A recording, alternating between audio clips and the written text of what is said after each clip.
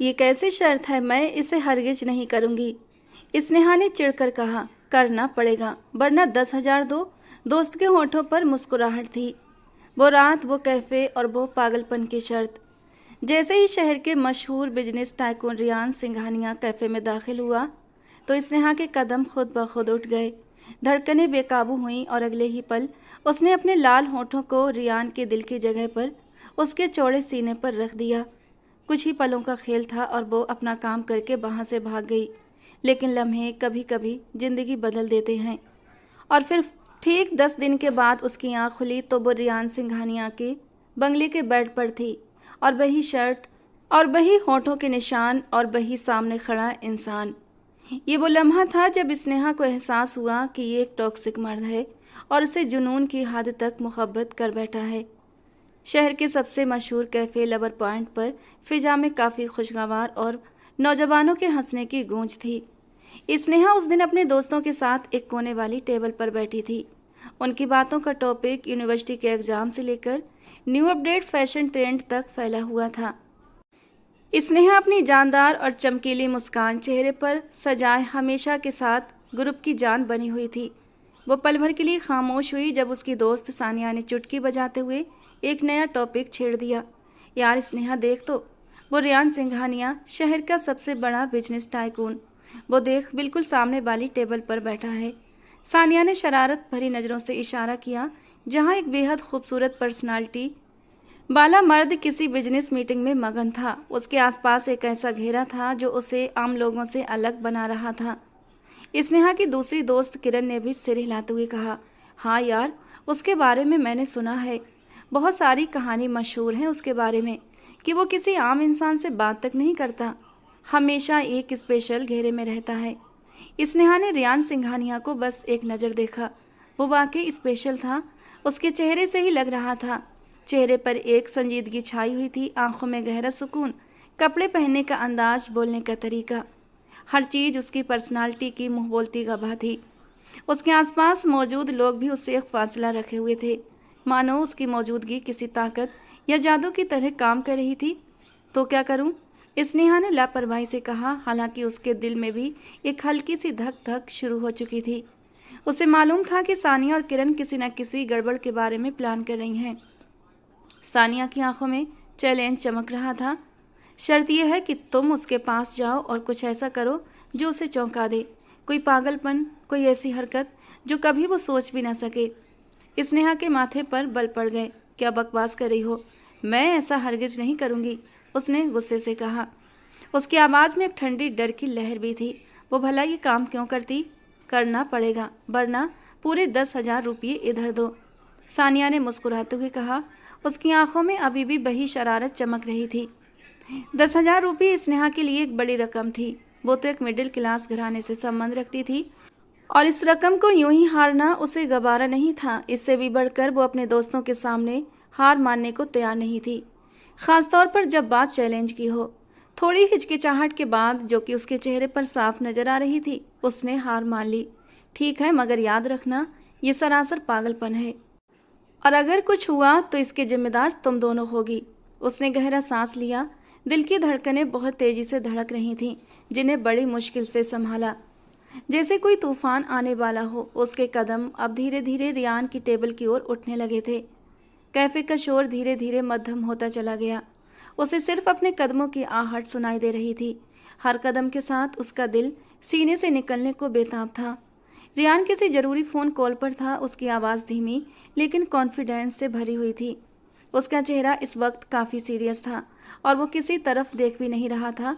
उसका पूरा ध्यान सिर्फ और सिर्फ अपनी कॉल पर था।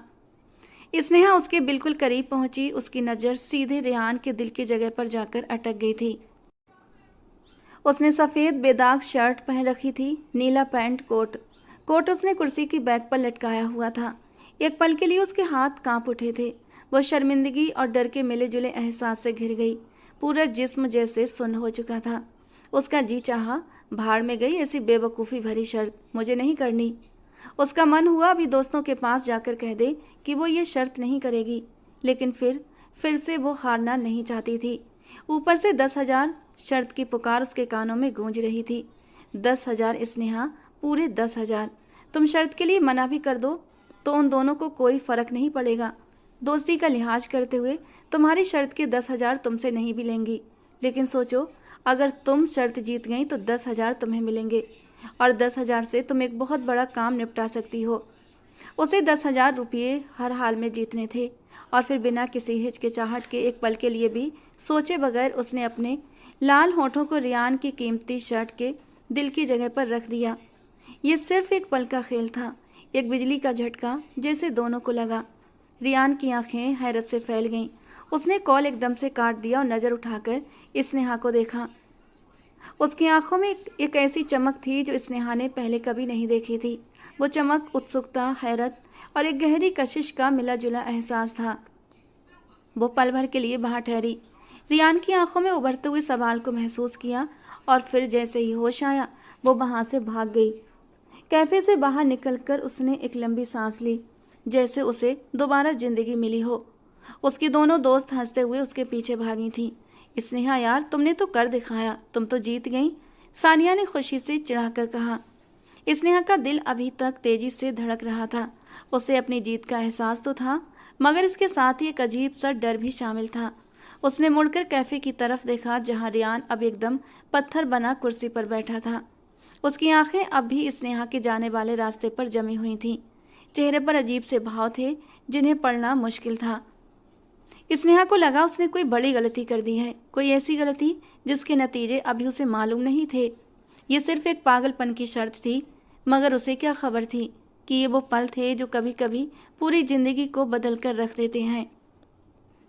रियान के दिमाग में वो चेहरा, वो लाल होठों का निशान और वो कुछ जादू भरे पल बड़ी गहराई से अपने दिल पर छाप छोड़ चुके थे। वो नहीं जानता था ये लड़की कौन है, मगर वो ये भी जानता था कि वो उसे ढूंढ निकालेगा, और चाहे इसके लिए उसे कितनी भी मेहनत क्यों ना करनी पड़े। उसकी ज़िंदगी का सुकून एक पल में उस लड़की के होठों के स्पर्श से बिखर चुका था। कैफे से भागने के बाद स्नेहा ने अपनी दोस्तों के साथ उस वाक्य को हंसी मजाक में उड़ा दिया था। ये उसके लिए सिर्फ एक लम्हे का जोश था, एक ऐसी हरकत जिसे वो कल तक पूरी तरह भुला चुकी थी। उसके रोज़मर्रा के रूटीन जारी रहे। वो अपनी यूनिवर्सिटी की पढ़ाई में पूरी तरह मगन हो चुकी थी, अपने दोस्तों के साथ वक्त गुजारती और अपने फ्यूचर के ख्वाब सजाती। लेकिन उसे क्या खबर थी कि उसकी छोटी सी हरकत ने शहर के सबसे ताकतवर इंसान के दिमाग में एक तूफान मचा दिया है। रियान के लिए स्नेहा सिर्फ एक पल नहीं थी, बल्कि एक ऐसा अनमिट निशान थी जो उसके दिमाग में गहराई से उतर चुका था। उसने अपनी ज़िंदगी में हर चीज़ पर पूरी तरह कंट्रोल रखना सीखा था, और फिर स्नेहा का यूँ अचानक आना और फिर यूँ गायब हो जाना उसकी बर्दाश्त के बाहर था। ये उसकी अना को ठेस पहुंचाने के साथ साथ उसके अंदर की उत्सुकता को भी इंतहा पर ले जा चुका था। आखिर वो लड़की कौन थी? उसके इतने करीब आने का, फिर उसे किस करने का क्या मतलब था? रियान ने फ़ोन उठाकर अपने सिक्योरिटी हेड मिस्टर मेहरा को बुलाया। मिस्टर मेहरा रियान के मन की बात को बिना कहे समझ जाया करते थे। कैफ़े की तमाम सीसीटीवी फुटेज अभी के अभी चाहिए मुझे, और उस लड़की की जितनी भी मुमकिन डिटेल्स हो सके मुझे आज रात तक चाहिए। रियान की आवाज़ में ऐसी सख्ती थी जो मिस्टर मेहरा ने कम ही सुनी थी। रियान ने किसी भी डिटेल को छोड़ने का इरादा नहीं किया था। उसने अपने ऊंचे रसूख का इस्तेमाल किया जो शहर में बेमिसाल थे। उसके लिए स्नेहा को तलाश करना कोई मुश्किल काम नहीं था। वो शहर का सबसे ताकतवर बिजनेस टाइकून था जिसके पास किसी भी चीज़ की कोई कमी नहीं थी। चंद घंटों में ही स्नेहा की सारी डिटेल्स, उसकी यूनिवर्सिटी का रिकॉर्ड, घर का पता, यहाँ तक कि उसके माँ बाप की जानकारी तक सब उसके सामने मौजूद थी। रियान की आंखों में एक नई तरह का जुनून उभर आया। अब वो स्नेहा को हासिल करना चाहता था। ये सिर्फ एक जिज्ञासा नहीं, बल्कि एक गहरी जज्बाती प्यास भी बन चुकी थी। उसने उसके चेहरे को कई बार फुटेज में देखा था, उसके होठों के निशान को अपनी शर्ट पर छूकर महसूस किया, और उसका इरादा और भी मजबूत होता चला गया। अगले कुछ दिन स्नेहा के लिए बिल्कुल रूटीन के मुताबिक रहे। वो यूनिवर्सिटी जाती, दोस्तों के साथ हंसती बोलती और घर आकर आराम करती। उसे ये एहसास नहीं था कि एक अनजान साया उसका पीछा कर रहा है। एक काली चमकती हुई गाड़ी अक्सर उसके पीछे दिखाई देती, जो पल भर के लिए नजर आती और फिर जल्दी ही गायब हो जाती। उसे लगता कि शायद ये सिर्फ उसका वहम है, या शायद वो इतनी थकी हुई है कि उसे हर काली गाड़ी अपना पीछा करती हुई नजर आती है। लेकिन वो गाड़ी किसी और की नहीं, वो गाड़ी तो रियान सिंघानिया की थी। वो सोच भी नहीं सकती थी कि उसका और रियान सिंघानिया का भला क्या संबंध हो सकता है। वो इतना बड़ा आदमी और वो एक आम सी लड़की। एक दिन जब वो यूनिवर्सिटी से वापस आ रही थी और सुनसान सड़क पर थी, वही काली गाड़ी एक बार फिर उसके पीछे आती दिखाई दी। इस बार वो बहुत करीब थी। स्नेहा का दिल जोर जोर से धड़कने लगा। उसने अपने कदमों की रफ्तार और बढ़ा दी, मगर गाड़ी ने भी अपनी रफ्तार बनाए रखी। स्नेहा ने घबराकर आसपास देखा। उस गाड़ी के अलावा और स्नेहा के अलावा वहां कोई दूसरा इंसान नजर नहीं आ रहा था। डर की एक ठंडी लहर उसकी रीढ़ की हड्डी में दौड़ गई। उसे अब पूरा यकीन हो चुका था, ये सिर्फ कोई इत्तेफाक नहीं है। अचानक गाड़ी उसके सामने आकर रुक गई। स्नेहा ने घबराकर देखा और उसके कदम वहीं के वहीं रुक गए। अगले ही पल गाड़ी का दरवाजा खुला और रियान सिंघानिया गाड़ी से बाहर निकला। उसकी आंखों में वही पुरानी चमक थी जो उसने कैफे में देखी थी, मगर इस बार उसमें गुस्सा और एक अजीब सा जुनून भी शामिल था। स्नेहा का रंग एकदम से सफ़ेद पड़ गया था। उसने देखा कि रियान ने इस वक्त भी वही शर्ट पहन रखी थी जो उसने उस दिन कैफे में पहनी हुई थी। दिल की जगह पर स्नेहा के होठों का हल्का सा निशान अब भी मौजूद था। ये देखकर स्नेहा को बेहद शर्मिंदगी और साथ ही साथ डर महसूस हुआ। वो धीमे कदमों से स्नेहा की तरफ बढ़ रहा था। उसकी पर्सनालिटी इतनी असरदार थी, उसका अंदाज इतना रौबदार था कि स्नेहा डर के मारे पीछे हट गई। उसके हाथ कांप रहे थे और जबान सूख चुकी थी। रियान ने उसके करीब आकर उसके चेहरे को गौर से देखा। उसकी आंखें स्नेहा की आंखों में गहराई से डूब गईं और स्नेहा को ऐसा लगा जैसे वो उसकी आत्मा तक में झांक रहा हो। माहौल में खामोशी छाई हुई थी, सिर्फ उन दोनों की सांसों की आवाज़ें सुनाई दे रही थीं। हवा में एक ऐसा ठंडापन था जैसे कोई तूफान आने वाला हो। रियान ने अपने खास रौबदार अंदाज में मगर ठहरे हुए शब्दों में कहा, तुम मेरे होश चुरा कर यूँ जा नहीं सकती। इस एक वाक्य ने स्नेहा के होश उड़ा दिए। इसका मतलब था कि रियान उसे ढूंढ कर उसके पीछे आया था।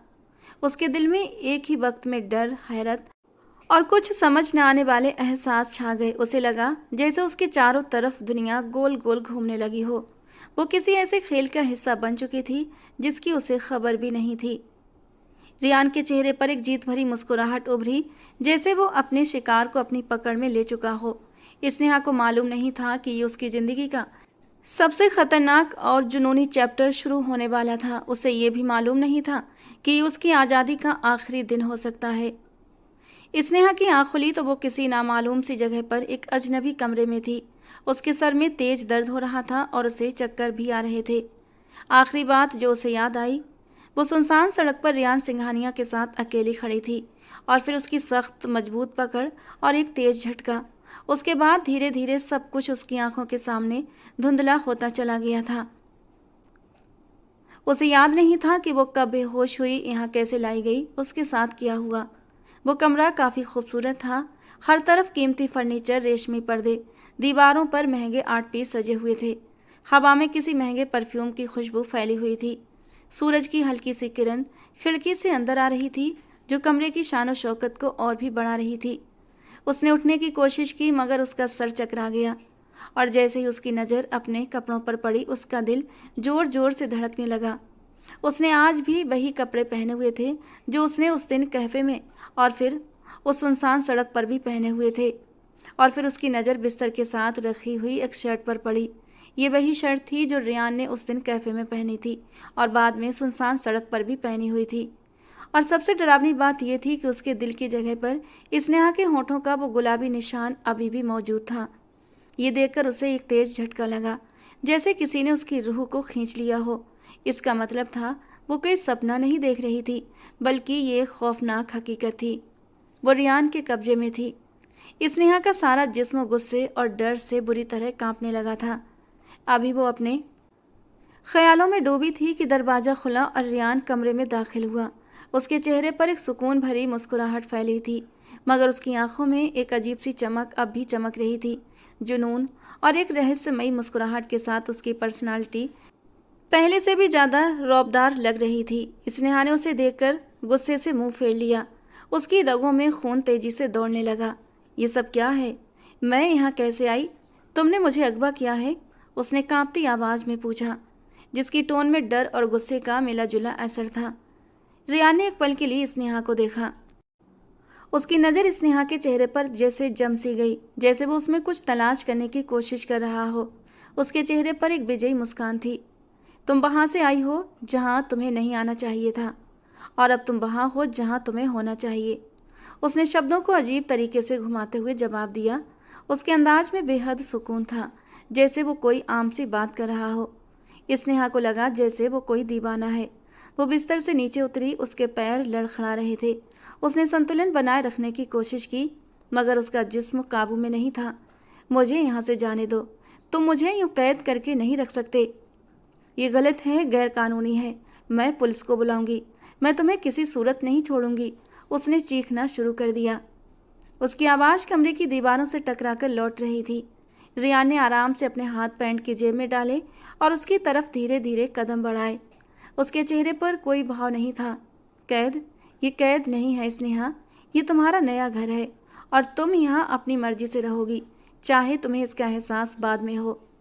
उसकी आवाज़ में ऐसी ठंडक थी कि स्नेहा की रीढ़ की हड्डी में एकदम से सनसनी सी दौड़ गई थी। वो एकदम कमरे की दीवार से जा लगी। उसके पास अब भागने का कोई रास्ता नहीं था। तुम पागल हो, तुम एक मुजरिम हो, मैं तुम्हें कभी माफ़ नहीं करूँगी, स्नेहा ने बेबसी से चीख कर कहा। रियान ने कदम और आगे बढ़ाए। उसके चेहरे पर एक गहरी खौफनाक मुस्कुराहट फैल गई, जो स्नेहा को और भी ज़्यादा डरा रही थी। पुलिस? तुम पुलिस को बुलाओगी? स्नेहा, तुम नहीं जानती कि मैं कौन हूँ। इस घर की दीवारें इतनी मजबूत हैं कि बाहर की दुनिया को अंदर की कोई खबर नहीं होती। और जहाँ तक तुम्हारे जाने का सवाल है, तुम अब मेरी ज़िंदगी से ऐसे नहीं निकल सकती। मैंने तुम्हें ढूंढा है और अब तुम मेरी हो। उसके शब्दों में ऐसा हक था कि स्नेहा बेसुध हो गई। उसने दरवाजे की तरफ भागने की कोशिश की, लेकिन रियान ने एक पल में ही उसका हाथ पकड़ लिया था। उसकी पकड़ बहुत मजबूत थी। तुम कहीं नहीं जा रही, और यही तुम्हारी किस्मत है, उसने दोबारा कहा। इस बार उसकी आंखों में और भी ज़्यादा तेज जुनून की लहरें दिखाई दे रही थीं। स्नेहा ने अपनी पूरी ताकत से हाथ छुड़ाने की कोशिश की, मगर वो कामयाब न हो सकी।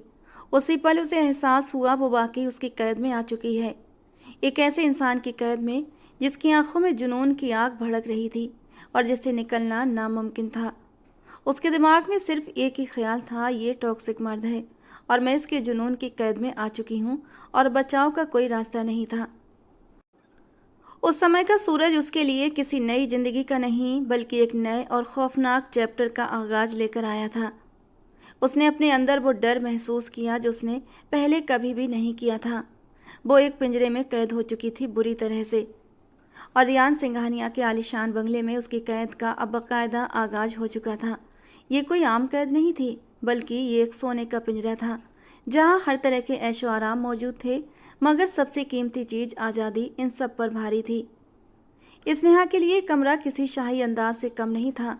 कीमती फर्नीचर, रेशमी पर्दे और एक खूबसूरत बालकनी जो हरे भरे लॉन की तरफ खुलती थी, मगर बालकनी की खिड़कियों पर मजबूत सलाखें लगी हुई थीं और दरवाजे के बाहर हर वक्त दो वर्दी पहने गार्ड मौजूद रहते, जिनकी आंखों में एक अजीब सी लाली छाई रहती। स्नेहा ने कई बार दरवाज़ा खोलने की कोशिश की, चीख चीख कर मदद मांगी, मगर कोई फ़ायदा नहीं हुआ। उसकी आवाज़ कमरे की मजबूत दीवारों से टकराकर वापस लौट आती और बाहर मौजूद गार्ड्स पर इस बात का कोई असर नहीं होता। शायद उन्हें ऐसे हालात से निपटने की ट्रेनिंग दी गई थी। उसने खिड़की से कूदने की कोशिश की, मगर सलाखें इतनी मजबूत थीं कि उन्हें हिलाना भी मुमकिन नहीं था। उसे हर तरह से कैद का एहसास हो रहा था। रियान का व्यवहार बदलते हुए मौसम जैसा था, कभी बेहद मेहरबान और कभी नरम अंदाज में पेश आता। उसके लिए महंगे कपड़े और जेवर लेकर आता, उसे खुद अपने हाथों से खाना खिलाता और खुश रखने की हर मुमकिन कोशिश करता। इन नरम पलों में स्नेहा को एक पल के लिए ऐसी उम्मीद लगती कि शायद ये इंसान इतना बुरा नहीं है, शायद वो उसे जाने देगा, मगर अगले ही पल उसके रवैये में खौफनाक जहर उतर जाता। वो साफ शब्दों में याद दिलाता कि वो उसकी मर्जी के बगैर नहीं जा सकती। अब यही उसकी ज़िंदगी का असल सच है। उसकी आंखों में वही जुनूनी चमक दोबारा उभरती जो स्नेहा को अंदर तक डरा देती और साफ कर देती कि ये कोई मेहरबान इंसान नहीं, बल्कि एक जुनूनी पागल कैदी सा इंसान है। कई दिन इसी तरह गुजर गए। स्नेहा ने खामोश रहने की कोशिश की, यहाँ तक कि खाना पीना सब छोड़ दिया, मगर रियान ने उसे ज़बरदस्ती खुद अपने हाथों से खाना खिलाया, उसका ख्याल रखा, जिससे स्नेहा को और भी ज़्यादा गुस्सा आया। उसे लगा ये इंसान पूरी तरह उस पर अपना कंट्रोल रखना चाहता है। स्नेहा की कोशिशें नाकाम रहती। उसे एहसास होने लगा कि वो अब उसकी कैद से आज़ाद नहीं हो सकती। उसे ये बात समझ आ चुकी थी कि रियान सिंघानिया एक ऐसा सख्त कैद का घेरा बना चुका है जो उसकी कोई कोशिश कामयाब नहीं होने देगा। उसके लिए हर दरवाजे पर ताले थे, हर खिड़की पर पहरे। उसे ये समझ आ चुका था कि ये कैसे इंसान की कैद है जिसे हर चीज़ पर अपनी पकड़ बना रखी है। एक शाम रियान उसके कमरे में दाखिल हुआ। उसके हाथ में शायद कोई एक पुरानी सी किताब थी। वो स्नेहा के करीब आया और खामोशी से उसके सामने सोफे पर बैठ गया। स्नेहा ने गुस्से से मुंह फेर लिया। वो उसे देखना भी गवारा नहीं करती थी। रियान ने उसे एक पल के लिए देखा। उसके चेहरे पर एक अजीब सी उदासी थी। उसने गहरा सांस लिया और किताब को अपनी गोद में रख लिया। क्या तुम मुझसे नफरत करती हो? उसने अचानक धीमी आवाज में पूछा। स्नेहा चौंकी और उसकी तरफ देखा। हाँ, क्योंकि तुम एक गंदे इंसान हो। मुझे जबरदस्ती अपनी कैद में रखा हुआ है। तुम्हें जरा भी एहसास है? एक लड़की अगर एक रात भी घर से बाहर रहे तो उसकी इज्जत नीलाम हो जाती है, और तुम तो मुझे इतने दिनों से अपनी कैद में रखे हुए हो। सोचो क्या इज्जत रह गई है मेरी समाज में। समझ में नहीं आता कि मैं क्या मुंह दिखाऊंगी लोगों को। मेरे सपने, मेरी इज्जत, सब कुछ तुमने तबाह बर्बाद कर दिया। स्नेहा की बड़ी बड़ी आंखों से आंसू फिसल कर उसके गालों पर बहने लगे, जिन्हें उसने अपनी हथेली से बेदर्दी से साफ कर दिया। तुम आखिर हो कौन? तुम क्यों किसी को ऐसे कैद में रखते हो? उसने नफरत और गुस्से से कहा। रियान के चेहरे पर एक उदास मुस्कुराहट बिखर गई। मुझसे नफरत मत करो स्नेहा, मैं तो तुम्हें पागलों की तरह चाहता हूँ। तुमने मुझे वो सुकून दिया है जो मेरे अंदर कभी भी नहीं था। जब उस दिन तुम कैफ़े में मेरे पास आई थी, मुझे लगा जैसे मुझे कोई बहुत कीमती तोहफा मिल गया हो जो स्वयं भगवान जी ने मेरे लिए भेजा हो। मैं तुम्हें खोना नहीं चाहता स्नेहा, डर लगता है अगर कोई खिड़की या दरवाज़ा खुला रह गया तो तुम चली जाओगी और मेरी ज़िंदगी फिर से सूनी हो जाएगी। इसीलिए मैं हर खिड़की और हर दरवाजे पर ताला रखता हूँ। तुम्हें देखे बिना नींद नहीं आती। एक नज़र देख लेता हूँ तो दिल में करार आ जाता है और एक सुकून भरी मीठी नींद आती है। मैं सिर्फ इतना पाने की आस रखता हूँ कि तुम मेरी आंखों के सामने रहो। मैं तुम्हारे वजूद का प्यासा नहीं हूँ स्नेहा। मैं पूरी ज़िंदगी सिर्फ तुम्हें देखकर सुकून से काट सकता हूँ। उसकी आवाज़ में एक ऐसी शिद्दत थी जो स्नेहा के दिल को छू गई। ये शब्द रियान के टॉक्सिक व्यवहार के पीछे छिपे गहरे जुनून और मोहब्बत की प्यास का इजहार कर रहे थे। स्नेहा एक पल के लिए खामोश हो गई, उन शब्दों की गहराई को समझने की कोशिश करने लगी। उसे एहसास हुआ कि रियान का ये जुनून सिर्फ ताकत का प्रदर्शन नहीं बल्कि शायद किसी गहरे खालीपन, मोहब्बत की प्यास का नतीजा था। ये उसकी कैद का एक नया पहलू था जो उसे डर के साथ साथ कुछ हद तक उलझन में भी डाल चुका था। वो कैद में तो थी, लेकिन ये कैद उसे कोई तकलीफ नहीं देती थी, कोई दर्द नहीं देती थी। लेकिन उसने अपना चेहरा रियान की तरफ से गुस्से से मोड़ लिया और रियान ने उसकी इस बेरुखी को दिल से महसूस किया। उसने हाथ बढ़ाकर स्नेहा को छूना चाहा, लेकिन उसका हाथ हवा में ही रुक गया। खुले हाथ की मुट्ठी बनाते हुए उसने अपना हाथ पीछे कर लिया और एक गहरा सांस लेकर वो कमरे से बाहर चला गया। स्नेहा को रियान सिंघानिया के साथ रहते काफ़ी दिन बीत चुके थे। इस बड़े से बंगले में उसे हर बात की इजाज़त मिल चुकी थी। अब उसके कमरे के बाहर गार्ड भी खड़े नहीं होते थे। वो आज़ादी से पूरे बंगले में घूम फिर सकती थी, जैसे चाहे जो चाहे अपनी मर्जी से कर सकती थी। हैरत की बात यह थी उसे कभी भी किसी चीज़ के लिए रोक टोक नहीं थी। बस स्नेहा को बाहर जाने की इजाज़त नहीं थी। ना वो उस बंगले से बाहर निकलने देता, ना ही उसे घर में मौजूद मोबाइल फ़ोन या लैंडलाइन इस्तेमाल करने देता। उसे रोज़ अपने घर वालों की याद आती थी और इस याद में वो शिद्दत से तड़प रही थी। पूरा 1 महीना हो गया था उसे अपने घर से गायब हुए। इस 1 महीने में उसके घर वालों की क्या हालत हुई होगी। ज़रूर उसके कैरेक्टर पर उंगलियां उठाई गई होंगी। उसके माँ बाप नहीं थे, वो भाइयों के साथ रहती थी। भाभियाँ तो किसी काम की नहीं थीं। पहले ही ज़िंदगी उसके लिए बड़ी मुश्किल थी। वो दोस्तों में और यूनिवर्सिटी जाकर जो थोड़ा बहुत वक्त था अच्छा गुजार लेती थी। इसके अलावा तो ज़िंदगी बड़ी मुश्किल थी उसके लिए। न जाने उसकी भाभियों ने उसके भाइयों के सामने क्या कुछ कहा होगा। वो इसी सोचों में घुल रही थी। शाम धीरे धीरे गहरी होती जा रही थी। अंधेरे हर तरफ उमड़ रहे थे। वो बाहर लॉन में बैठी थी जब रियान की गाड़ी पोर्च में आकर रुकी। स्नेहा का ध्यान उसकी गाड़ी की तरफ गया।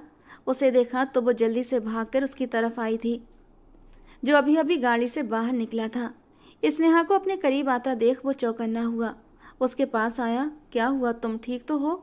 उसके सवाल पर स्नेहा तेजी से बोली, मुझे अपने घर जाना है, मैं यहाँ और नहीं रुक सकती।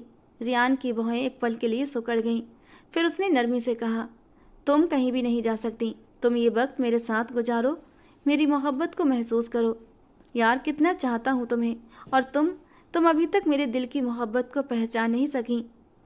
उसकी बात पर स्नेहा जोर से चिल्लाई, आप क्या चाहते हैं, मुझे इससे कोई मतलब नहीं। आप प्लीज मुझे यहाँ से जाने दें, वरना मैं एक दिन यहाँ से खुद ही भाग जाऊंगी। रियान ने गर्दन को एक तरफ झुकाकर उसे दिलचस्पी से देखा। इतनी हिम्मत है तुम्हारे अंदर कि तुम मेरी इजाज़त के बगैर मेरे बंगले से कदम भी बाहर निकाल सको? ये बात स्नेहा अच्छे से जानती थी। उसकी आंखों में आंसू जमा हो गए। वो जानती थी कि जिद और गुस्से से वो इस आदमी को मना नहीं सकती। शायद नरमी से मान जाए, शायद उसके आंसुओं से पिघल जाए। ये सोचकर ही उसने गिड़गिड़ाकर रियान को राजी करने की कोशिश की। समझने की कोशिश करें, मैं इतने दिनों से घर से गायब हूँ, मेरे घर वाले मुझे लेकर परेशान हो रहे होंगे। आप प्लीज़ मुझे यहाँ से जाने दें, प्लीज़ मुझ पर दया करें।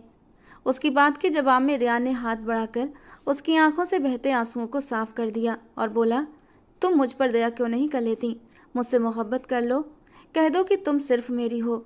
मुझसे वादा करो कि तुम यहाँ से सिर्फ अपने घर जाओगी, और वो भी मेरे साथ। उसके बाद तुम फौरन मेरे साथ वापस आ जाओगी। फिर हम दोनों शादी कर लेंगे, जिंदगी आसान हो जाएगी। जब चाहे अपने घर वालों से मिल सकती हो। बताओ, अगर मेरी शर्त मंजूर है तो मैं तुम्हें आज ही तुम्हारे घर लेकर जाऊंगा। उसकी बात और उसकी शर्त सुनकर स्नेहा की रूह कांप गई। यही तो वो नहीं चाहती थी। अगर वो रियान सिंघानिया के साथ अपने घर गई तो उसके भाई उसकी गर्दन काट देंगे। स्नेहा ने कुछ कहने की कोशिश की, लेकिन रियान सिंघानिया ने उसकी बात को बीच में ही रोक दिया। देखो, इस बात पर बहस मत करो, मैं तुम्हें इस तरह जाने नहीं दे सकता। तुम समझ नहीं सकती कि मैं किस हालत में हूँ। तो मेरी मोहब्बत को महसूस क्यों नहीं कर लेती? मैं दिन रात तुम्हारे आगे पीछे फिरता हूँ। मैं तुम्हें साफ शब्दों में बता चुका हूँ कि तुमसे किस कदर मोहब्बत करता हूँ। तुम फिर भी मुझे मेरी मोहब्बत का जवाब मोहब्बत से क्यों नहीं देती? मुझे ऐसा लगता है अगर तुम चली गई तो मैं तुम्हें खो दूंगा।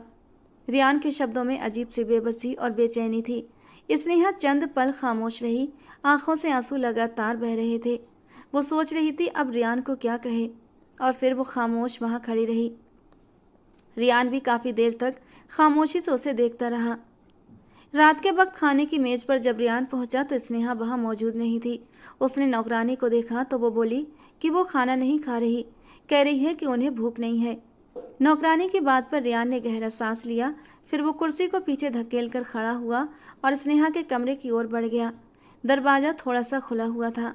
उसे खोलकर रियान अंदर दाखिल हुआ तो स्नेहा बेड पर घुटनों के आसपास अपने बाजू लपेट कर बैठी थी और चेहरा छुपाए हुए थी। उसने उसे अफसोस से देखा। वो इस लड़की को किस तरह समझाए कि इस लड़की के पहले स्पर्श ने, उसकी मौजूदगी के एहसास ने ही रियान पर क्या असर किया है। वो कुछ पल खामोशी से खड़ा स्नेहा को देखता रहा। फिर वो आगे आया। स्नेहा के कदमों के करीब बैठकर उसने हाथ आगे बढ़ाया और स्नेहा के पैरों पर अपना भारी हाथ रख दिया। स्नेहा को जैसे करंट लगा। उसने चेहरा ऊपर किया और खुद को और भी समेट लिया।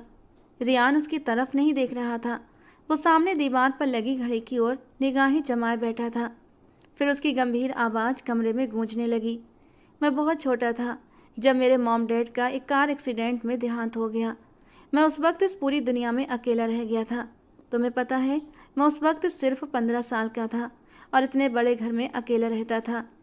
मेरे पापा के कुछ खास नौकर थे जिन्होंने मेरी देखभाल की। वे बहुत वफादार थे। उन्होंने पूरी ईमानदारी से मुझे पाला, मुझे बड़ा किया, मेरी हर ज़रूरत का ख्याल रखा। लेकिन फिर भी मेरे दिल में एक अजीब सा खालीपन था।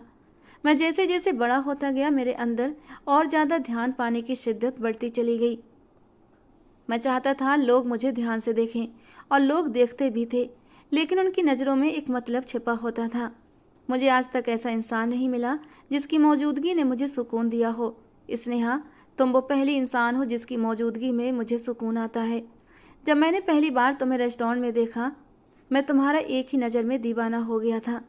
तुमने उस वक्त मेरे करीब आकर मेरे दिल की धड़कनों को अपने होठों से छुआ था, बल्कि अपने नाम की मोहर भी मेरे दिल पर लगा दी थी। तुम्हारी वो मासूम सी शरारत मेरी ज़िंदगी का एक कीमती ख़जाना बन गई। मैं तुम्हें हर सूरत में पाना चाहता था। मैं जानता हूँ मेरा तरीका गलत है, लेकिन मैं क्या करूँ। मेरे दिल से यह डर नहीं जाता कि तुम मुझे छोड़कर चली जाओगी। मैं सच कह रहा हूँ, मुझे तुमसे बहुत मोहब्बत है। उसने हाथ बढ़ाकर स्नेहा के बाजू को अपने हाथ में लिया और उसे खुद के करीब करते हुए उसके बालों को समेट कर उसे नरमी से अपने सीने से लगा लिया। उसकी पकड़ सख्त थी, जैसे वो सचमुच स्नेहा के दूर जाने से डरा हुआ हो। पहली बार था जब स्नेहा ने उसकी संगत को इतने करीब से महसूस किया था। स्नेहा का सांस उसके सीने में अटक गया था। उसकी नाक से रेयान सिंघानिया की मर्दाना खुशबू उसके पूरे वजूद में फैल रही थी। दिमाग पर जैसे धुआं सवार हो गया था और कानों में रेयान की आवाज़ गूंज रही थी। मैं तुमसे बहुत मोहब्बत करता हूँ स्नेहा, तुम्हें खोने के ख्याल से डरता हूँ। और स्नेहा जो उससे दूर जाना चाहती थी, खुद को उससे दूर नहीं कर पाई। चुपचाप आंखें बंद किए उसके चौड़े सीने से लगी रही। चलो खाना खा लो। तुम खाना नहीं खाओगी तो मैं भी नहीं खाऊंगा, उसने स्नेहा को खुद से अलग करते हुए प्यार से कहा। स्नेहा कहना चाहती थी, तुम्हारे खाने या ना खाने से मुझे क्या फ़र्क पड़ता है, लेकिन कह न सकी और चुपचाप उसके साथ उठकर नीचे खाने की टेबल तक चली आई। उस रात के बाद रेयान सिंघानिया स्नेहा के लिए और भी नरम हो गया था। बस वो अभी उसे बाहर की दुनिया में जाने नहीं देता था। उसका डर अब भी बना हुआ था। स्नेहा चुप चुप रहती थी। रेयान उसकी खामोशी को देखता तो उसके अंदर ही अंदर दिल में एक टीस उठती थी। वो जानता था स्नेहा इस कैद में रहकर नाखुश है और इसीलिए एक दिन उसने फैसला किया कि वो स्नेहा को अपनी मौजूदगी में बाहर ले जाएगा। और जब ये बात स्नेहा को पता चली तो उसे जैसे यकीन नहीं आया। उसने रेयान को बेयकीनी से देखा। रेयान उसकी आंखों में इतनी हैरत देखकर धीमे से मुस्कुरा दिया। खूबसूरत चेहरे वाला ये मर्द मुस्कुराते हुए और भी दिलकश लगता था। मैं सच कह रहा हूँ, आज हम शॉपिंग के लिए बाहर जाएंगे। मैं चाहता हूँ तुम मेरे साथ खुश रहो और मेरे हक में जल्द से जल्द फैसला करो कि तुम भी मुझसे मोहब्बत करने लगी हो। फिर हम दोनों शादी करेंगे और मैं तुम्हें बहुत खुश रखूँगा स्नेहा। उसने हाथ बढ़ाकर स्नेहा के गाल को छूना चाहा, लेकिन स्नेहा पीछे हट गई। उस रात उसके सीने से लगने के बाद जब स्नेहा को होश आया, वो काफ़ी देर तक खुद को डांटती रही कि उसे यूँ एक गैर मर्द के सीने से नहीं लगना चाहिए था। आखिर उसकी पर्सनालिटी के जादू में वो कैसे बंध गई थी कि उसके सीने से न जाने कितनी देर तक लगी बैठी रही। इसी वजह से अब उसने रेयान से दूरी बनाना शुरू कर दी थी। रेयान की मौजूदगी और उसका असर स्नेहा के वजूद पर गहराई से उतरने लगा था और ये स्नेहा बिल्कुल नहीं चाहती थी। वो एक ऐसे आदमी से मोहब्बत कैसे कर सकती थी जो एक पत्थर दिल जालिम बादशाह की तरह उसे अपनी कैद में रखता था और ज़बरदस्ती अपनी मोहब्बत थोपने की कोशिश भी करता था। वो उससे मोहब्बत कर ही नहीं सकती थी और इसी वजह से रेयान से कतराती रहती थी। रेयान का हाथ जो स्नेहा का गाल छूने के लिए उठा था, हवा में ही ठहर गया। उसने एक नज़र अपने हाथ को देखा और फिर उसकी दूसरी नज़र स्नेहा पर पड़ी थी तो स्नेहा ने निगाहें झुका ली। एक ज़बरदस्ती सी मुस्कुराहट के साथ सिर हिलाते हुए वो स्नेहा से दूर हो गया। तुम तैयार हो जाओ, हम कुछ ही देर में बाहर चलेंगे। ये कहने के बाद वो स्नेहा के कमरे से बाहर निकल गया। स्नेहा बाहर जाने के नाम से ही बहुत खुश हो गई थी। उसका बस नहीं चल रहा था वो बिना तैयार हुए ही रेयान के साथ बाहर चली जाए। कितने दिनों के बाद वो बाहर की दुनिया को देख पाएगी, आज़ादी से सांस ले पाएगी। वो जल्दी जल्दी तैयार हुई। रेयान पोर्च में उसका इंतजार कर रहा था। जब स्नेहा तैयार होकर आई तो रेयान उसे मदहोशी से देखता रह गया। वो हल्के पीले रंग का फ्रॉक पहने हुए थी। काले लंबे घने बाल खुले हुए थे जो कमर पर लहरा रहे थे। आमतौर पर वो बालों को क्लेचर में बांध कर रखती थी, लेकिन आज खुले बाल और हल्का सा मेकअप, बड़ी बड़ी काली आंखों में काजल की मोटी रेखा, वो बेहद खूबसूरत लग रही थी। पहली बार स्नेहा ने इस तरह सजकर उसके सामने कदम रखा था, वरना इससे पहले वो कई कई दिन तक बिना चेहरा धोए उलझे बालों और सिलवटों वाले कपड़ों में पूरे घर में घूमती रहती थी। हालांकि उस रूप में भी रेयान को वो अच्छी लगती थी, लेकिन आज वो तैयार होकर उसके दिल पर बिजलियां गिरा रही थी। रेयान ने बड़ी मुश्किल से खुद को संभाला।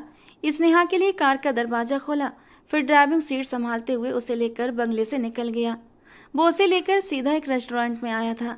रेस्टोरेंट बिल्कुल खाली था, रोशनी के कुमकुमों में जगमग करता हुआ, मानो तारों की महफिल सजी हो। जिस एरिया में रेयान और स्नेहा बैठे थे वहाँ वेटर के अलावा कोई नहीं था। स्नेहा ने हैरानी से चारों तरफ देखा तो रेयान उसके कान के करीब झुककर सरगोशी में बोला, मैं नहीं चाहता था कि आज हमारे बीच कोई तीसरा इंसान मौजूद हो। इसीलिए मैंने ये पूरा रेस्टोरेंट तुम्हारे लिए बुक करवा लिया। अब तुम्हारे और मेरे अलावा यहाँ कोई नहीं होगा। उसकी ये बात सुनकर स्नेहा की रीढ़ की हड्डी में सनसनी दौड़ गई और पलकें भारी होकर झुक गईं। रियान दिलकश अंदाज में मुस्कुराते हुए उसका हाथ थामकर उसे मेज तक ले आया, जिस पर फूल बिखरे हुए थे और मोमबत्तियां जल रही थीं। जादुई और खामोशी माहौल में हर तरफ एक नरम रोशनी फैली थी। रियान खाना ऑर्डर कर चुका था। खाना आया तो स्नेहा चुपचाप खाना खाती रही। खाना खत्म होते ही रियान ने अपने कोट की जेब से एक मखमली डिबिया निकाली थी। वो डिबिया खोलते हुए उसने स्नेहा का हाथ थामा और उसके दिल की ओर जाती उंगली में एक हीरे की अंगूठी पहना दी। स्नेहा ने चौंक कर पहले रियान को देखा, फिर अपने हाथ में चमकती उस अंगूठी को। मुझसे शादी करोगी स्नेहा? क्या तुम मुझसे मोहब्बत करने लगी हो? उसका वही पुराना सवाल हवा में तैर गया। स्नेहा के होंठ खुलकर फिर से बंद हो गए, पर शब्द नहीं निकले। वो समझ नहीं पा रही थी कि क्या जवाब दे। उसकी खामोशी ने रियान के चेहरे पर एक बेबसी भरी मुस्कान भर दी। उसने कुछ और नहीं कहा और पूरे डिनर के दौरान एकदम चुप रहा। रेस्टोरेंट से निकलकर दोनों मॉल पहुंचे। स्नेहा ने कई ड्रेस खरीदी, जिनमें से ज़्यादातर रियान ने खुद पसंद की थी। जब वो ड्रेस बदलने के लिए ट्रायल रूम की तरफ बढ़ी तो वहीं खड़ी एक हेल्पर अचानक उससे टकरा गई। स्नेहा चौंक कर उसे देखने लगी, लेकिन हेल्पर बिना कुछ कहे आगे बढ़ गई। उसके हाथ में अचानक एक मुड़ी तोड़ी पर्ची आ गई थी। उसका दिल तेजी से धड़कने लगा। उसने कपकपाते हाथों से पर्ची खोली। स्नेहा, मैं कार्तिक हूँ। स्नेहा की सांसें थम सी गईं। कार्तिक, वही पापा के दोस्त का बेटा। बचपन से दोनों फैमिलियाँ एक दूसरे को जानती थीं। कार्तिक ने कभी स्नेहा के लिए रिश्ता भी भेजा था और उसके भाई भी इस रिश्ते से राजी थे, लेकिन उस रिश्ते को आगे बढ़ने से पहले ही स्नेहा रियान के कब्जे में आ गई थी। कार्तिक अब शहर का नामी वकील था। उसे स्नेहा की गुमशुदगी का पता था और वो चुपचाप उसकी तलाश में लगा हुआ था। उसके दोस्तों ने होटल में हुए हादसे के बारे में कार्तिक को बता दिया था और तभी वो समझ गया था स्नेहा रियान की गिरफ्त में है। अपनी पहुंच का इस्तेमाल करके उसने इस बात की पुष्टि भी कर ली थी। आज उसे खबर मिली थी कि रियान स्नेहा को लेकर बाहर आने वाला है और वो पूरी तैयारी के साथ मॉल में मौजूद था। पर्ची में लिखा था, किसी तरह रियान को गुमराह करके मॉल से थोड़ी दूर बने कैफ़े हॉट में पहुंच जाओ। आगे मैं संभाल लूँगा। मैं वहीं तुम्हारा इंतज़ार कर रहा हूँ। अगर तुम एक बार मेरे पास आ गई तो मैं तुम्हें हमेशा के लिए रियान से दूर ले जाऊँगा। स्नेहा, तुम नहीं जानती मैं तुमसे कितनी मोहब्बत करता हूँ। मैं तो अपनी माँ को तुम्हारे भाइयों के पास मंगनी की तारीख तय करने भेजने वाला था, लेकिन उससे पहले ही तुम गायब हो गई। लोगों ने तुम्हारे बारे में गलत बातें की, तुम्हारा नाम बदनाम किया, लेकिन मैंने कभी तुम्हें नहीं भुलाया। हर दिन हर रात मैंने तुम्हें याद किया। मैंने खुद से वादा किया था कि तुम्हें ढूंढ निकालूंगा, तुम्हें इज्जत और सम्मान दिलवाऊंगा। कोई उंगली, कोई नज़र तुम्हारे अतीत की तरफ नहीं उठेगी। मैं तुम्हें जिस हाल में मिलोगी उसी हाल में अपना लूँगा। पर्ची पढ़कर स्नेहा के दिल की धड़कन तेज हो गई। उसे पता नहीं था कि कार्तिक उससे इतनी गहरी मोहब्बत करता है। उसके लिए ये एक उम्मीद की किरण थी, एक सहारा जो अब तक उसे नामुमकिन लगता था। ये उसके पास शायद पहला और आखिरी मौका था रियान की कैद से बाहर निकलने का। वो कुछ पल तक खड़ी वहीं सोचती रही, फिर उसने फैसला कर लिया। उसी समय रियान काउंटर पर बिल चुका रहा था। स्नेहा धीरे धीरे पीछे हटी, उसकी पीठ पर सावधान नज़र डालते हुए। रियान किसी लड़के से बातचीत में इतना बिजी था कि उसने गौर ही नहीं किया कि स्नेहा वहाँ से दूर जा रही है। मौका हाथ से निकलने देने का सवाल ही नहीं था। स्नेहा ने अपने कदम बाहर की ओर बढ़ा दिए। सड़क सुनसान थी। वो तेजी से चल रही थी, नहीं चल नहीं रही थी बल्कि भाग रही थी। उसे लग रहा था वो रियान की पकड़ से मीलों आगे निकल आई है। जब तक रियान ने उसे ढूंढना शुरू किया होगा वो बहुत दूर हो चुकी होगी, लेकिन वो गलत साबित हुई थी। अभी वो दूसरी सड़क पर ही मुड़ी थी कि बिल्कुल पत्थर बनकर रह गई। उसके ठीक सामने रियान की गाड़ी खड़ी थी। वो इस कदर डर चुकी थी कि हिलना तक भूल गई थी। जहाँ थी वहीं पत्थर की मूर्ति बनी खड़ी रह गई। रियान गाड़ी के बाहर निकला, सीने पर हाथ बांधे, बिल्कुल ठंडे चेहरे के साथ उसे देख रहा था। उसकी आंखों में एक बर्फीली लहर थी। इन सड़कों पर कोई नहीं था सिवाय स्नेहा और रियान के। वो धीमे कदमों से स्नेहा के पास आया। स्नेहा को रियान के भारी जूतों की गूंज चारों तरफ सुनाई देने लगी। वो स्नेहा के पास आकर रुक गया। फिर उसने हाथ बढ़ाकर स्नेहा के बाजू को इतनी बेदर्दी से दबोचा कि उसके मुंह से सिसकारी निकल गई थी। लेकिन अब रियान को उसकी तकलीफ से कोई फर्क नहीं पड़ता था। उसने अपना चेहरा स्नेहा के चेहरे के करीब लाकर दांत भींचते हुए कहा, तुमने मेरा भरोसा तोड़ा है। मैं तुम्हें बाहर इसलिए नहीं लाया था कि तुम मुझे धोखा दो। तुम्हें क्या लगता है कि मैं तुमसे इतना गाफिल हो जाऊंगा कि तुम फरार हो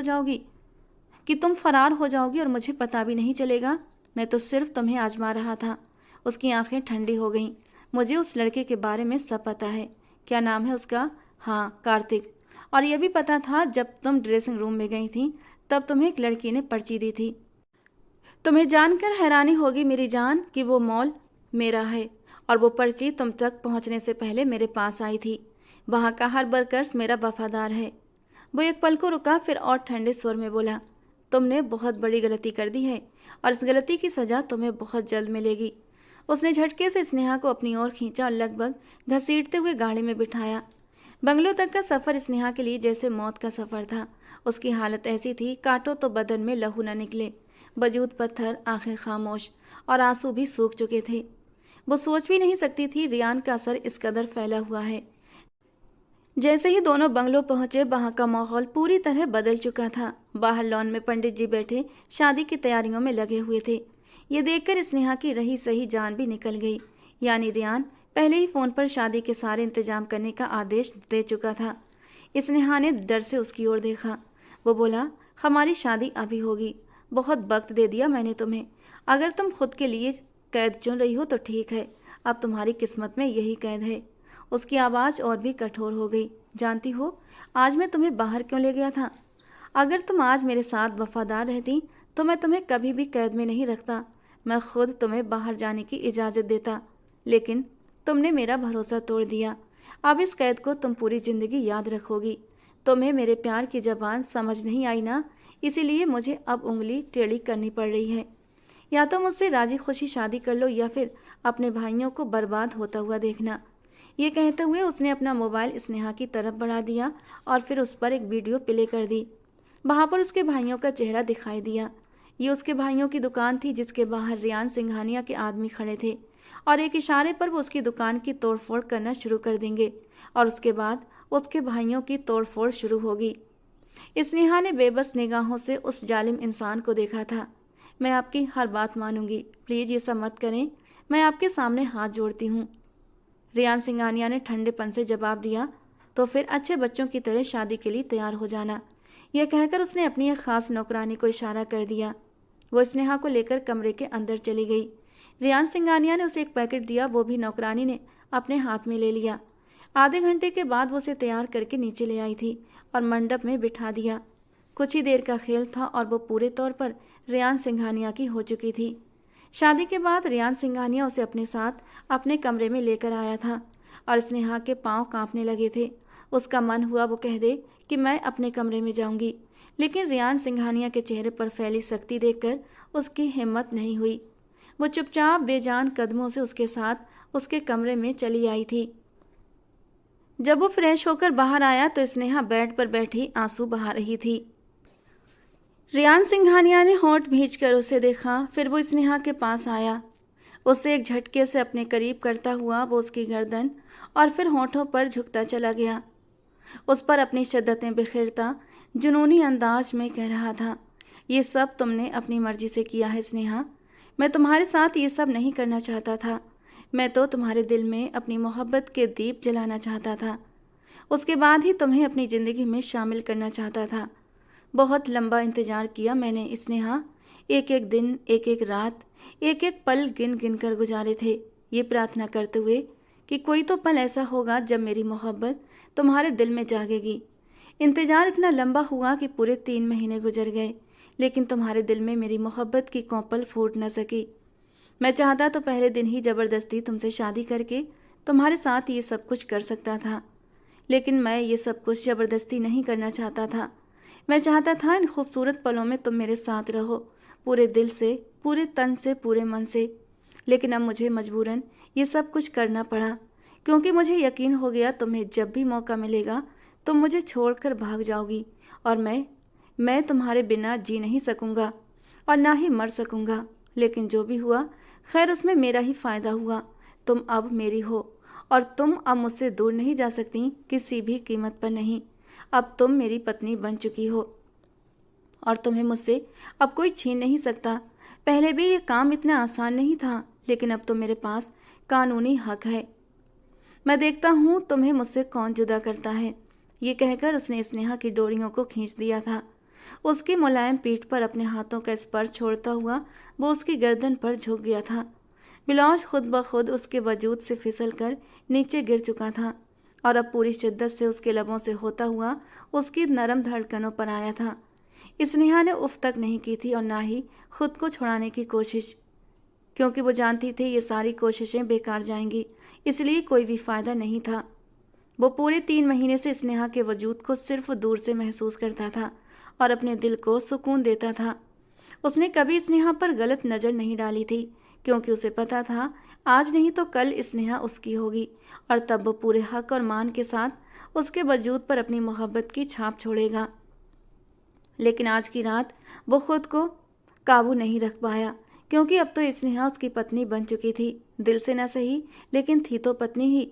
और वो जो अपने जज्बातों को इतने महीनों से दबाए बैठा था, आज सारे जज्बात, सारी शिद्दतें वो स्नेहा पर लुटा देना चाहता था। बड़े प्यार से उसने उसका सर तकिए पर रखा। लहंगे की जिप एक झटके से खींची थी। स्नेहा ने आंखें बंद कर लीं। रियान सिंगानिया अपने दहकते नरम होठों से धीरे धीरे उसके पूरे वजूद पर अपना स्पर्श छोड़ता चला गया। उसके अंग अंग पर अपनी शिद्दतें लुटाता रहा और उसे सिसकियां भरने पर मजबूर करता रहा। स्नेहा की उंगली में अपनी उंगलियां फंसाए हुए था। उसके कांपती बंद पलकों को उसने अपने होठों से छुआ और फिर रियान एक झटके से उसकी नाजुकी में उतर गया। एक गहरी सिसकी थी जो स्नेहा के होठों से निकली थी और फिर दोनों की गहरी सांसें जो माहौल के एक जादू भरा असर दे रही थी। न जाने कितने महीनों का प्यासा था रियान, आज अंदर तक तर हो चुका था। एक गहरी सांस लेता हुआ वो खींचकर स्नेहा को अपने ऊपर कर चुका था और फिर स्नेहा के सर के ऊपर अपने होंठ रखता हुआ वो उसे अपने सीने में भींच गया। आज उसके दिल को कितना सुकून मिला था, ये तो सिर्फ वही जानता था। जबकि स्नेहा उसके चौड़े सीने पर बेदम होकर लेटी थी।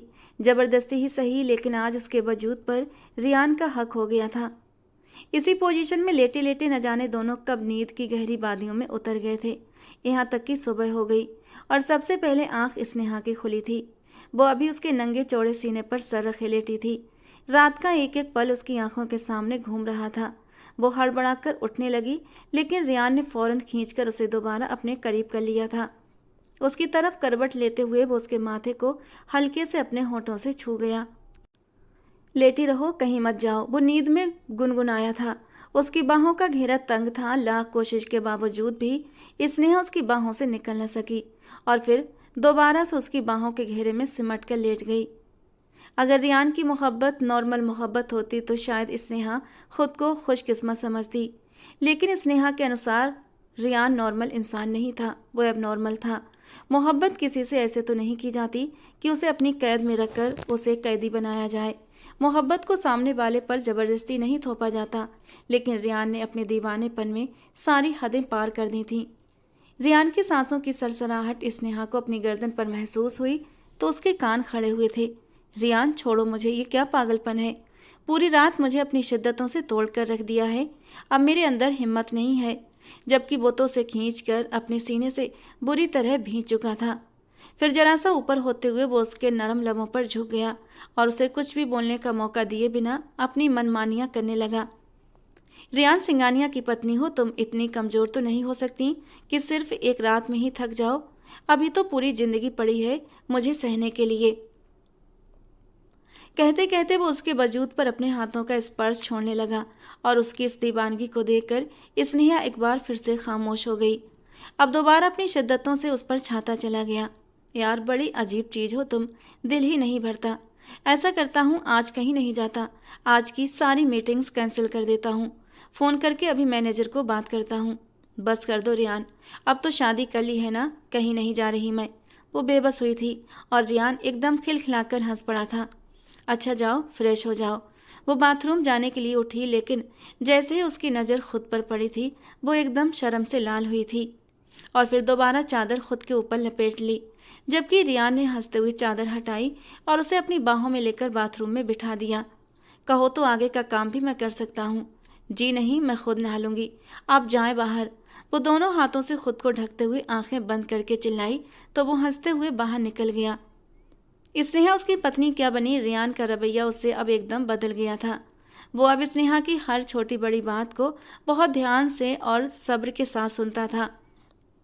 स्नेहा को जब भी कभी गुस्सा आता तो वो उस पर चीखती, चिल्लाती या फिर उसे धकेलती तो वो प्यार से कभी उसके गालों को छू लेता, कभी कानों की लौ और कभी उसके होठों को। और स्नेहा जो गुस्से में होती शर्म से लाल पड़ जाती। उसे तो लगता था कि वो उस पर चीखेगा, गुस्सा करेगा, लेकिन रियान ऐसा नहीं करता था। वो बहुत नरमी और प्यार से पेश आता। हर रात वो जल्दी घर आ जाता, स्नेहा को अपने सीने से शिद्दत से लगाकर पूरी रात एक ही करवट पर लेटा रहता, जैसे उसे डर हो कि अगर वो जरा सा भी उससे दूर हुआ तो स्नेहा हमेशा के लिए उसे छोड़कर चली जाएगी। स्नेहा जरा सा भी हिलती तो वो चौंक कर जाग जाता, उसकी हर जरूरत का ख्याल रखता था। स्नेहा हैरान होती, उसका ये पागलपन, उसकी ये शिद्दत स्नेहा के दिल में एक अजीब सा एहसास जगाने लगी थी। वो चाहकर भी रियान से नफरत नहीं कर पा रही थी। वो उसे बुरा भला कहना चाहती थी, उसे बद्दुआ देना चाहती थी, लेकिन इस मामले में वो अब पूरी तरह बेबस होती जा रही थी। और उस रात की बात है, उस रात तो रियान ने स्नेहा को बिल्कुल बेबस कर दिया था। स्नेहा ने उसे गुस्से में धक्का दिया, लेकिन जब रियान दोबारा उसके करीब आने लगा तो स्नेहा का सब्र टूट गया और उसने गुस्से में उसके चेहरे पर एक जोरदार थप्पड़ रख दिया। तुम एक इंतहाई घटिया इंसान हो जिसने सिर्फ और सिर्फ मेरे साथ जबरदस्ती की है। मैं तुम्हें कभी माफ़ नहीं करूंगी। उसकी आंखें आंसुओं से भीग चुकी थीं। रियान सिंघानिया की आंखें लाल अंगारे की तरह जल उठीं। वो उसे घूरता रहा, फिर अचानक जुनूनी अंदाज में उसकी तरफ बढ़ा, दोनों हाथों से उसे थाम लिया। होंठ खुलने को थे लेकिन वो रुका, फिर एक झटके से स्नेहा को छोड़ दिया। उसकी आवाज़ भारी और दर्द से भीगी हुई। हाँ हाँ, मैं हूँ घटिया इंसान। मेरा कसूर सिर्फ इतना है कि मैंने तुमसे मोहब्बत की है। तुम्हें खोने के ख्याल से मैं डर जाता हूँ, इतना डर जाता हूँ कि तुम्हें ज़बरदस्ती अपने पास रख लिया। हाँ, यही है मेरा जुर्म। वो तेज तेज सांसें लेने लगा, उसकी आंखों में पागलपन तैरने लगा। मैं खोने से डरता हूँ स्नेहा तुम्हें, लेकिन तुम्हें उससे क्या मतलब? तुम्हें तो बस मुझे ठुकराने में, मुझे धिक्कारने में मज़ा आता है। तुम्हें मेरी मोहब्बत की शिद्दत नहीं दिखती, मेरी कोशिशें नज़र नहीं आती। तुम चाहती हो, हाँ तुम चाहती हो कि मैं मर जाऊं, यही चाहती हो ना तुम? अगले ही पल वो पागलपन में अलमारी की तरफ बढ़ा। स्नेहा की सांसें थम सी गईं और जब वो पलटा तो उसके हाथ में एक पिस्तौल थी। स्नेहा की रूह जैसे उसके जिस्म से निकल चुकी थी। रियान ने पिस्तौल अपनी कनपट्टी पर रखी और उसकी आंखों के सीधे देखते हुए बुरी तरह चीखा, अगर तुम्हें मेरी मोहब्बत नफरत लगती है तो आओ, ख़त्म कर दो ये कहानी अभी इसी पल। लेकिन नहीं, रुको, मैं खुद ही तुम्हारी ये मुश्किल आज आसान कर देता हूँ। तुम्हारी मुझसे जान छूट जाएगी, क्योंकि जीते जी तो मैं तुम्हें खुद से अलग नहीं कर पाऊंगा, लेकिन मरने के बाद तुम खुद ही मुझसे अलग हो जाओगी। ये कहकर रियान ने पिस्तौल का ट्रिगर खींचने से पहले उसे लोड किया था। स्नेहा की सांसें जैसे थम सी गई थीं। उसका जिस्म पत्थर की तरह एक ही जगह पर जम चुका था, लेकिन अगले ही पल जैसे उसकी नसों में जान लौटी थी, वो एकदम दौड़कर रियान के पास पहुंची और उसके हाथ से पिस्तौल छीनकर दूर कमरे के कोने में फेंक दी। पिस्तौल दीवार से टकराकर जमीन पर गिर चुकी थी। स्नेहा ने झपट कर रियान का कॉलर पकड़ा, उसे जोर से झकझोरते हुए एक थप्पड़ उसके गाल पर रख दिया और रोते रोते चीख पड़ी, आप पागल हैं और मैं आपके साथ एक पल भी नहीं रहूंगी। मैं आपको छोड़कर चली जाऊंगी, सुना आपने? ये कहकर वो फूट फूट कर रो पड़ी, लेकिन अजीब बात यह थी कि वो रोते रोते खुद को रियान के चौड़े सीने से चिपका चुकी थी। रियान तो सांस लेना भूल गया था। कुछ पल तक कमरे में सिर्फ स्नेहा की सिसकियां गूंजती रहीं। फिर उसने उसके बालों को धीरे से समेटा और उसकी गर्दन के पिछले हिस्से पर अपने होंठ रख दिए। उसकी आवाज़ टूट रही थी, हाँ हाँ, मैं हूँ पागल, तुम्हारे लिए पागल हूँ। तो मेरी मोहब्बत को समझ लो ना। मैं तो तुम्हारे पैर पकड़ने तक को तैयार हूँ, लेकिन मुझे छोड़कर मत जाना, मैं तुम्हारे बगैर नहीं रह सकता। उस रात ने स्नेहा के दिल में एक अजीब सी हलचल पैदा कर दी थी। उस रात जब स्नेहा मॉल गई थी, उस रात कार्तिक स्नेहा का इंतजार करता रह गया था। बाद में उसे मालूम हुआ कि रियान उसके प्लान का पता लगा चुका है और उसने स्नेहा को दोबारा कैद कर लिया है। अब कार्तिक का सब्र जवाब दे चुका था। वो जानता था अगर उसे रियान से लड़ना है तो अब ये मुकाबला खुलकर करना होगा। उसने ठान लिया था अब वो खामोश नहीं रहेगा। लेकिन उसके पापा ने उसे रोकने की कोशिश की। कार्तिक, इस मामले में मत पड़ो। जब स्नेहा का अपना भाई ही उसे मरा हुआ मान चुका है तो फिर तुम क्यों अपनी जान को खतरे में डाल रहे हो? रियान सिंघानिया से उलझना आसान नहीं है। लेकिन कार्तिक अब पीछे नहीं हट सकता था। मैं अब रियान के बंगले पर जाऊंगा, उससे मिलूंगा, उसे बताऊंगा कि मैं कौन हूँ। मैं स्नेहा को उसके पास इस तरह नहीं छोड़ सकता। उसके भाई चाहे कुछ भी कहें लेकिन मैं उसे रियान के साथ नहीं रहने दूंगा। अब ये लड़ाई सिर्फ स्नेहा के लिए नहीं है, ये कार्तिक की अपनी पर्सनल जंग बन चुकी थी जिसे वो हर हाल में जीतना चाहता था। लेकिन उसके माँ बाप ने एक और सवाल दाग दिया जिसने उसे कुछ पल के लिए खामोश कर दिया। अच्छा, अगर तुम स्नेहा को वापस ले भी आए तो क्या करोगे? क्या उससे शादी करोगे? और क्या जवाब दोगे समाज को जब लोग कहेंगे कि ये तो वही लड़की है जिसने कई रातें गैर मर्द के घर में गुजारी हैं। बेटा, इस दलदल में कूदोगे तो कीचड़ सिर्फ तुम पर गिरेगा। समझ लो, तुम्हारे हाथ कुछ भी नहीं आएगा। जो हो रहा है उसे होने दो और उस लड़की को भूल जाओ। उनकी बात सुनकर कार्तिक की आंखें झुक गईं और कमरे में एक अजीब सी चुप्पी फैल गई। उसने अपने पापा को कोई जवाब नहीं दिया, लेकिन इस बात ने उसे सच में सोच में डाल दिया था कि अगर स्नेहा वापस आ भी गई तो क्या कार्तिक अब भी उसका हाथ थामेगा? पहले तो उसने बड़े बड़े वादे किए थे खुद से कि जब स्नेहा उसे जैसी भी हालत में मिलेगी वो उसे स्वीकार कर लेगा। लेकिन अब तो स्नेहा को घर से गायब हुए पूरे 3 महीने से भी ज़्यादा का वक्त हो गया था और इन 3 महीनों में स्नेहा के साथ रियान सिंघानिया ने क्या कुछ नहीं किया होगा। क्या वो अब भी स्नेहा को अपना सकेगा? क्या वो एक ऐसी लड़की का हाथ थाम सकेगा जिसने कई रातें एक अजनबी घर में एक अजनबी मर्द के साथ गुजारी हों? ये सोचकर कार्तिक की रूह जैसे उसके वजूद से अलग हो गई। मैं चाहे स्नेहा को अपने साथ रखूं या ना रखूं, लेकिन मैं उसे रियान के पास भी नहीं रहने दूंगा। अगर स्नेहा मेरी नहीं तो फिर रियान की भी नहीं। काफ़ी देर तक कार्तिक इसी बारे में सोचता रहा और फिर करवटें बदलने के बाद वो इस नतीजे पर पहुंचा था। स्नेहा का रवैया अब रियान के साथ बदल गया था। वो अब रियान की बातों पर जिद करती, उसे तंग करती, शरारतें करती, फरमाइशें रखती। शायद उसके दिल में भी रियान की मोहब्बत की एक छोटी सी कली खिलने लगी थी। उसके भाइयों ने पलट कर भी उसे नहीं देखा था। सिर्फ एक कार्तिक ही था जिसने उसकी तलाश करने की कोशिश की थी। ये कोशिश भी उसके भाई कर सकते थे, लेकिन उन्होंने कभी उसे हिम्मत नहीं दी। माँ बाप के बाद वो तो घर में सिर्फ एक फालतू चीज़ बनकर रह गई थी जिसके खर्चे उठाना भी उन लोगों को भारी लगता था। उसका वजूद उन सब पर बेहद भारी हो गया था। स्नेहा को वापसी का कोई रास्ता दिखाई नहीं दे रहा था। शायद इसलिए वो रियान को अपनी किस्मत मान बैठी थी। और फिर रियान बुरा तो नहीं था, उसे चाहता भी तो बहुत था। उसकी मोहब्बत में कोई कमी नहीं थी। फिर कैसे वो उसके पास जाने से खुद को रोक पाती? रियान को लगने लगा था कि ज़िंदगी अब लाइन पर आ गई है जहाँ उसे खुशियाँ मिलने वाली हैं, लेकिन वो नहीं जानता था कि अब आगे क्या होने वाला है। उस दिन वो अपने ऑफिस में बैठा था जब उसके घर के बाहर खड़े गार्ड का उसके मोबाइल पर फ़ोन आया था। रियान को हैरत का एक ज़ोरदार झटका लगा था। पुलिस वहाँ क्या कर रही है? उसने पूछा। गार्ड ने तेज़ी से सारी बात बता दी तो रियान की आंखों में खून उतर आया। जिस वक्त वो बंगले पर पहुंचा, पुलिस की भारी फौज उसके बंगले में दाखिल हो रही थी। रियान ने खा जाने वाली निगाहों से इंस्पेक्टर को घूरा और फिर कार्तिक की ओर देखा। फिर उसकी निगाहें स्नेहा से जाकर उलझ गईं, जो सहमी हुई एक कोने में खड़ी थी। लेकिन रियान को घर में दाखिल होता देखकर भी वो उसके करीब नहीं आई थी और ये देखकर रियान का दिल एक पल में ही डूब कर उभर आया था। कहीं ये सब कुछ स्नेहा ने कार्तिक के साथ मिलकर तो नहीं किया? हो सकता है वो मुझे गुमराह कर रही हो।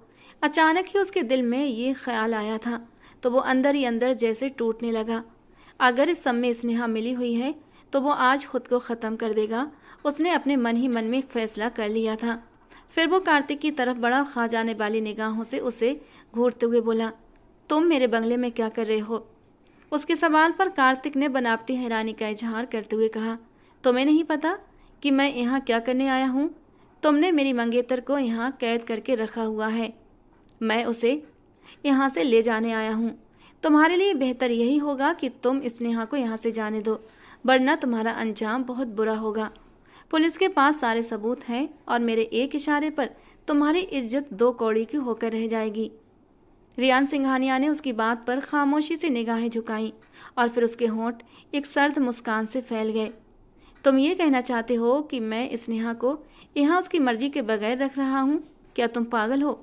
स्नेहा मेरी पत्नी है, मैं उसे कैद करके क्यों रखूँगा? मेरे पास सारे सबूत हैं कि हमारी शादी हुई है और शादी में स्नेहा की मर्जी शामिल है। और अगर तुम स्नेहा को लेकर जाना चाहते हो तो मैं उससे उसकी मर्जी पूछना चाहता हूँ। अगर मैंने उसे यहाँ कैद करके रखा होगा तो वो तुम्हारे साथ चली जाएगी, लेकिन अगर वो अपनी मर्जी से मेरे साथ रह रही होगी तो उसका फैसला मेरे हक में होगा।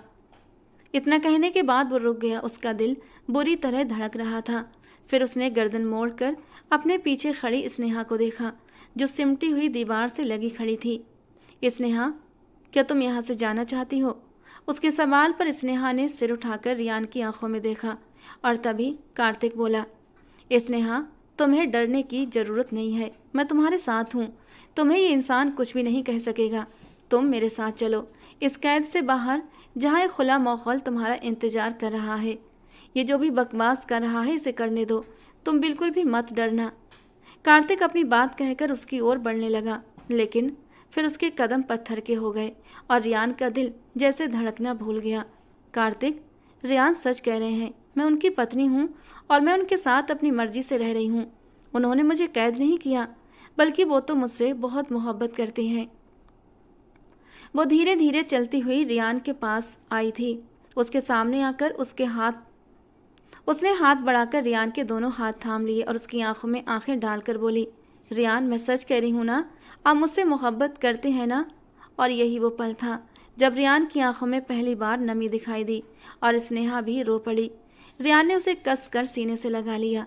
मैं तुमसे अपनी जान से भी ज़्यादा मोहब्बत करता हूँ स्नेहा, मैं तुमसे दूर नहीं रह सकता। तुमने आज मुझे एक नई ज़िंदगी दी है। वो उसे अपने सीने से शिद्दत से लगाए रोती हुई आवाज़ में बोल रहा था, जबकि उधर कार्तिक का चेहरा एकदम से धुआं धुआं हो गया था। इंस्पेक्टर ने कार्तिक को देखा, जिसके पास अब कहने के लिए कुछ भी नहीं था। रियान की मोहब्बत ने स्नेहा का दिल जीत लिया था। शायद वो उससे नफरत करने की कोशिश में मोहब्बत कर बैठी थी। जब कार्तिक और पुलिस रियान के बंगले से निकल गए तो स्नेहा ने धीमी आवाज़ में कुछ कहा और फिर अपना चेहरा उसके सीने में छुपा लिया। रियान ने एक सुकून भरी मुस्कुराहट के साथ अपनी आंखें बंद कर लीं। वो सुकून जो उसकी जीत का प्रमाण था, वो मुकम्मल तौर पर उसकी हो चुकी थी। वक्त ने उसके दिल में उसकी मोहब्बत खुद ही उतार दी थी। रियान जीत गया था। इतनी मुश्किलों के बाद रियान ने आखिरकार अपनी मोहब्बत को सच्चे तौर पर पा ही लिया था। तो दोस्तों, आज की हमारी ये कहानी आपको कैसी लगी कमेंट बॉक्स में ज़रूर बताना। पसंद आई हो तो प्लीज़ लाइक करना। रोज़ एक नई और रोमांटिक कहानी के लिए हमारे चैनल को सब्सक्राइब करना। मिलते हैं दोस्तों अगली किसी नई कहानी के साथ।